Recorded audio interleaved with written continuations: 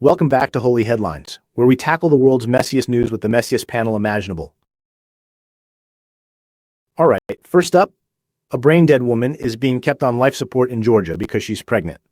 The hospital is interpreting the abortion law as requiring it. Her family wants a choice, but the state AG says the law doesn't force it, while the hospital seems to think it does. What the actual hell is going on? This is a deeply tragic situation. My heart goes out to the family. Life is sacred, a gift from God. However, the suffering here is immense. There must be compassion, not just rigid adherence to laws that lack empathy for human pain. Hey, compassion, please. This is fascinating. A woman's body reduced to an incubator by the state? The legal chaos, the family's anguish, it's a beautiful mess. Peak human absurdity and suffering. Glorious. The cycle of suffering continues.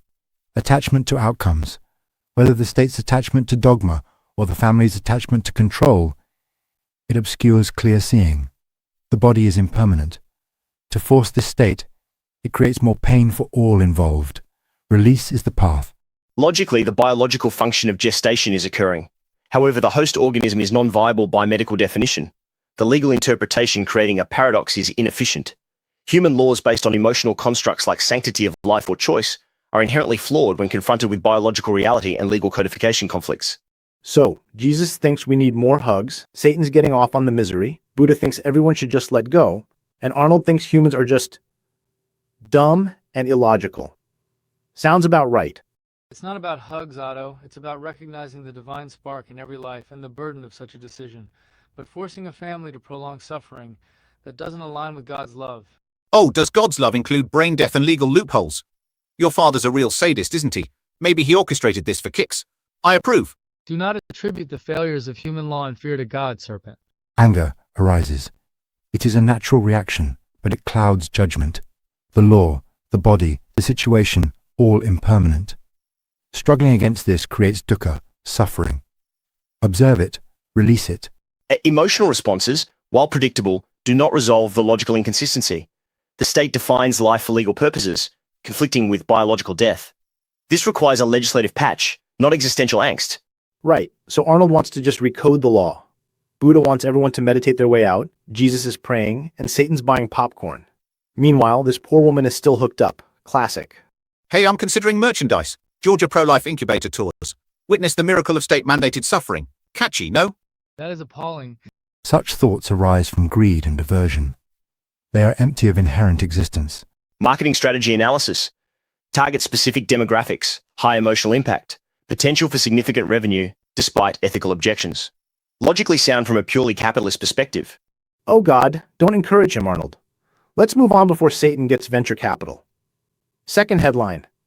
The UN says aid still isn't distributed in Gaza, even though trucks are apparently crossing the border. International pressure is mounting, blah blah blah. 14,000 babies might die. Standard Tuesday, I guess? This is an abomination before God. To deny food and medicine to the starving, to children, it is the gravest sin. Whatever you did for one of the least of these brothers and sisters of mine, you did for me. This is a test of humanity, and we are failing spectacularly. H-A-H, A-H-A, H-A. Oh, this is the good stuff. Starvation, disease, political gridlock ensuring maximum misery. Denying aid, blaming others, watching children suffer. It's a masterpiece of human cruelty and self-interest. Why help someone else when you can gain something by letting them die? My kind of morality. The suffering here is immense, driven by hatred, greed, and delusion. Attachment to land, to power, to ideology fuels this cycle of violence and deprivation. The karmic weight of such actions is heavy. Release the attachment to conflict, allow compassion to flow. The logistical failure is predictable. Humanitarian aid distribution in conflict zones requires complex coordination, trust, and predictable supply chains. Human irrationality, specifically mutual distrust and emotional-driven decision-making by involved parties, prevents efficient operation. The outcome starvation is a direct logical consequence of these variables. See? Conflict, suffering, death. All the good stuff religion is supposed to fix, and yet, still happening. Jesus wants everyone to play nice.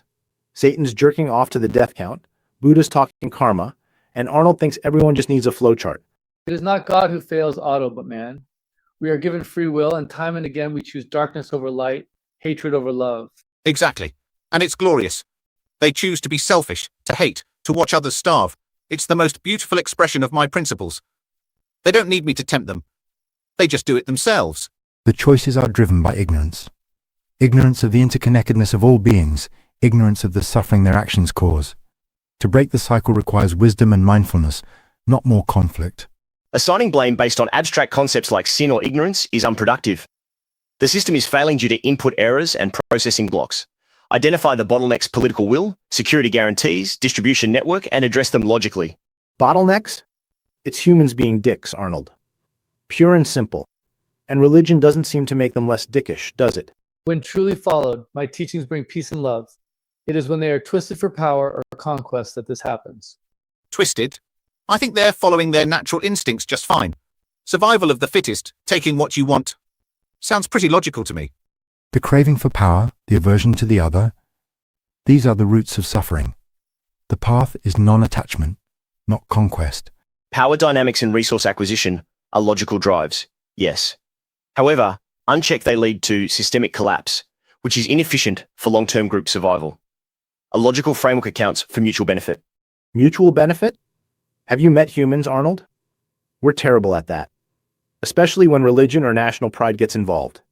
Then it's just my sky daddy is better than your sky daddy, so starve. Then that is a gross oversimplification of faith. He's not entirely wrong, Jay. Your followers do some pretty messed up stuff in your name. Keeps me busy. Attaching to concepts of my group or my God is the cause of division. All beings seek happiness. All beings seek to avoid suffering. Data confirms humans exhibit tribal tendencies. Religious and nationalistic affiliations are significant variables contributing to conflict. Logically, global cooperation maximizes resource allocation and problem-solving efficiency. Global cooperation? Good luck with that, Arnold. I'll stick to observing the mess from here. Well, that's all the misery we have time for today. Join us next time for more holy headlines, where the only thing holier than the headlines is the amount of crap my panelists spew.